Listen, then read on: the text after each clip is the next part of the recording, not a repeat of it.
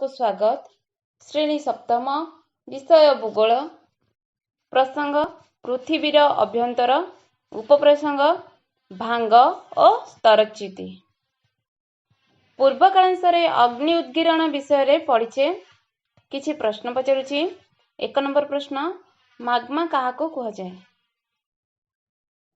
उत्तर, भू अभ्यंतर शिलागुड़िक अर्धतरल बा तरल अवस्था थाए। भू अभ्यंतर ताहाकू माग्मा कुहाଯାଏ। 2 नंबर प्रश्न, जेउ पथ देई माग्मा बाहर को आसे सेही पथर नाम कौन? उत्तर, जेउ पथ देई माग्मा बाहर को आसे सेही पथर नाम निर्गम पथ बा ग्रीवा पथ।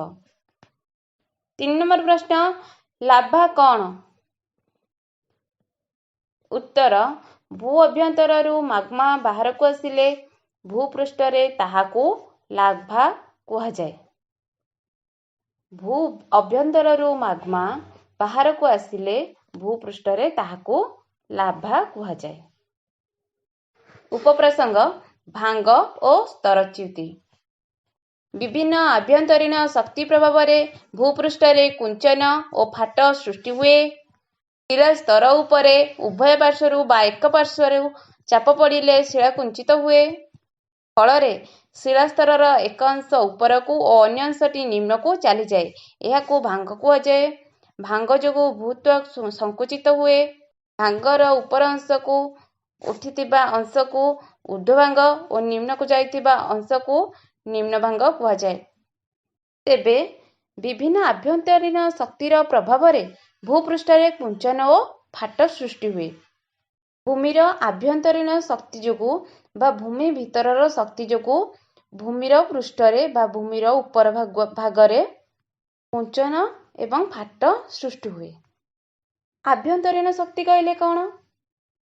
आमे पूर्वकालांशरे जानिचे भू अभ्यंतररे शिला गुड़िक अर्धतरल बा तरल अवस्था अछि एवं ताहा अत्यधिक ताप पाइबारु अत्यधिक ताप बा अत्यधिक गरम जोगु सेही शिला गुड़िक अर्धतरल बा तरल अवस्था अछि एवं सेही शिला गुड़िक तरल अवस्था रहिबा जोगु अधिक जागा खोजे। एही शिला गुड़िक तरल अवस्था रहिबा पई अत्यधिक बा अधिक परिमात्रा रे जागा खोजे, किंतु से सेही भूमि भितरे अधिक जागा पाए नाही। फलरे से आम भूपृष्ठर जो दुर्बल स्थान बा फाट मध्य देई ताकू फटाई बाहर को बाहरी आसे। तेबे से जो फटे की बाहरी आसे ता किपरि संभव हैला? आभ्यंतरीण शक्ति जोगु एवं ताहाकू ही आभ्यंतरीण शक्ति बोली कुहाଯାଏ। एवं सेही आभ्यंतरीण शक्तिर प्रभाव रे भूपृष्ठरे कुंचन और फाट सृष्टि हुए। कुंचन कहले ऊपर तल होई रहिबा, खाबड़ा खाबड़ा होई रहिबा एवं फाट कहले फाटी जिबा। ए कुंचित किपरि हुए? जदि शिला उपरे उभय पार्श्वरू बा गोटे पार्श्वरू चाप पड़े तेबे शिला कुंचित हुए एवं ता फलरे शिलार गोटिए स्तर बा शिलार गोटिए स्तरर अंश उपरकू और अन्य स्तरर अंशटी निम्नकू बा तलकू चली जाए एवं ताहाकू भांग कुहाଯାଏ। ताहले भांग काहाकू कुहाଯାଏ? शिला स्तर उपरे उभय पार्श्वरू बा गोटे पार्श्वरू चाप पड़िले शिला कुंचित हुए। फलरे शिलार गोटिए अंश उपरकू और अन्य अंशटी निम्नकू चली जाए। एहाकू भांग कुहाଯାଏ। एवं एही भांग जोगु भूत्वक संकुचित होई जाए। संकुचित कहले छोट होई जाए। एही भांगर उपरकू उठिथिबा अंशकू ऊर्ध्व भांग एवं तळकू बा निम्नकू जाइथिबा अंशकू निम्न भांग बोली कुहाଯାଏ। केतेक आभ्यंतरीण शक्ति प्रभाव रे शिलास्तर उभय दिगरे टाणी होई जाए। क्रमे फाट सृष्टि हुए। फाटर उभय पार्श्वरे थिबा शिलास्तर रे चलन होई कौनसी अंश उपरकू बा तळकू चली जाए। फलरे विभिन्न शिलास्तर मध्यरे ताळमेळ रहे नाही। स्तरच्युति कुहाଯାଏ। बेले बेले दुईटी चितुर मध्यस्थित दुईटी च्युतिर मध्यवर्ती अंश ଉପରକୁ ଉଠିଯାଏ, ଫଳରେ ସ୍ତୂପ ପର୍ବତ ସୃଷ୍ଟି ହୁଏ। ଅନ୍ୟ କେତେକ କ୍ଷେତ୍ରରେ ଦୁଇଟି ଚିଉତିର ମଧ୍ୟବର୍ତ୍ତୀ ଅଂଶ ଦବିଯାଇ ଗସ୍ତ ଉପତ୍ୟକା ସୃଷ୍ଟି ହୋଇଥାଏ। ଭାରତର ନର୍ମଦା ଓ ତାପ୍ତି ନଦୀ ଦ୍ୱୟ ଏହିପରି ସୃଷ୍ଟ ଦୁଇଟି ଗ୍ରସ୍ତ ଉପତ୍ୟକା ଦେଇ ପ୍ରଭାବିତ ହେଉଛନ୍ତି।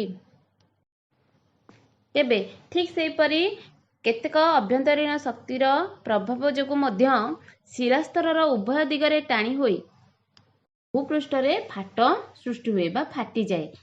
ଫାଟର ଉଭୟ ପାର୍ଶ୍ୱରେ ଥିବା ଶିଳାସ୍ତର ଚଳନ ହୋଇ କୌଣସି ଅଂଶ ଉପରକୁ ଚାଲିଯାଏ ଓ ତଳକୁ ମଧ୍ୟ ଚାଲିଯାଏ।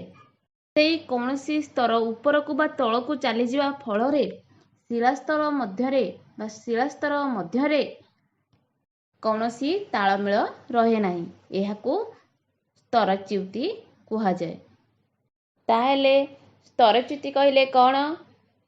ଆଭ୍ୟନ୍ତରୀଣ ଶକ୍ତି ପ୍ରଭାବରେ ଶିଳାସ୍ତର ଉଭୟ ଦିଗକୁ ଟାଣି ହୁଏ, ଫଳରେ ଫାଟ ସୃଷ୍ଟି ହୁଏ। ଫାଟର ଉଭୟ ପାର୍ଶ୍ୱରେ ଥିବା ଶିଳାସ୍ତରର କୌଣସି ଅଂଶ ଉପରକୁ ବା ତଳକୁ ଚାଲିଯାଏ ଏବଂ କୌଣସି ତାଳମେଳ ରହେ ନାହିଁ। ତାହାକୁ ସ୍ତରଚ୍ୟୁତି ବୋଲି କୁହାଯାଏ। ଏବଂ ବେଳେବେଳେ ଦୁଇଟି ଚ୍ୟୁତିର ମଧ୍ୟବର୍ତ୍ତୀ ଅଂଶ ଉପରକୁ ଉଠିଯାଏ ଏବଂ ଉଠିଯିବା ଫଳରେ ସେଠାରେ ସ୍ତୂପ ପର୍ବତ ସୃଷ୍ଟି ହୁଏ। ଏବଂ ଅନ୍ୟ କେତେକ କ୍ଷେତ୍ରରେ ଦୁଇଟି ଚ୍ୟୁତିର ମଧ୍ୟବର୍ତ୍ତୀ ଅଂଶ ଦବିଯାଏ ବା ଦବିଯିବା ଫଳରେ ସେଠାରେ ଗସ୍ତ ଉପତ୍ୟକା ସୃଷ୍ଟି ହୁଏ। ଏବଂ ଗ୍ରସ୍ତ ଉପତ୍ୟକା ଦେଇ ପ୍ରବାହିତ ହେଉଥିବା ଦୁଇଟି ନଦୀର ନାମ ହେଉଛି ନର୍ମଦା ଏବଂ ତାପ୍ତି। ଗୃହପାଠ। କୁଞ୍ଚନ ଓ ଫାଟ ସୃଷ୍ଟି ହୁଏ କାହିଁକି? 2 ନମ୍ବର ପ୍ରଶ୍ନ, ଭାଙ୍ଗ କାହାକୁ କୁହାଯାଏ? 3 ନମ୍ବର ପ୍ରଶ୍ନ, ସ୍ତୂପ ପର୍ବତ ସୃଷ୍ଟି ହୁଏ କିପରି? 4 ନମ୍ବର ପ୍ରଶ୍ନ, ସ୍ତରଚ୍ୟୁତି କାହାକୁ କୁହାଯାଏ?